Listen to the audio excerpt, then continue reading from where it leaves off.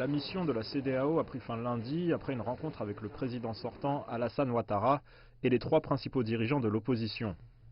Dirigée par Shirley Ayorkor Botchwey, président du Conseil des ministres de la CEDEAO et ministre des Affaires étrangères du Ghana, la mission vise à apaiser les tensions et assurer une tenue normale du processus électoral dans le pays.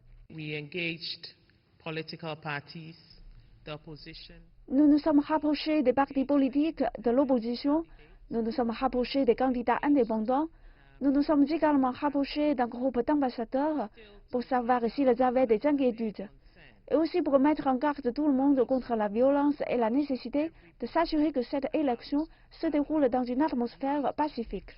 Depuis l'appel à la désobéissance civile lancé par l'opposition, des manifestations ont été organisées dans plusieurs villes et dans la capitale Abidjan.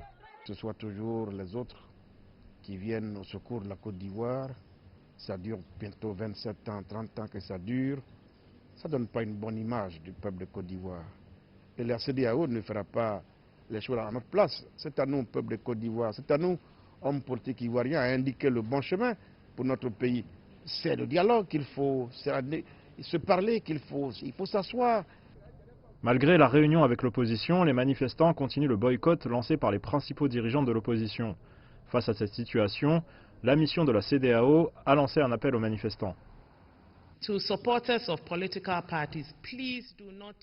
Aux partisans des partis politiques, s'il vous plaît, ne vous laissez manipuler pour commettre des actes violents, comme bloquer des routes, saisir du matériel électoral ou attaquer les gens, parce que ça n'en vaut pas la peine. Une mission conjointe de la CEDEAO, de l'Union africaine et des Nations unies s'est rendue à Abidjan début octobre pour promouvoir des élections pacifiques, transparentes et crédibles.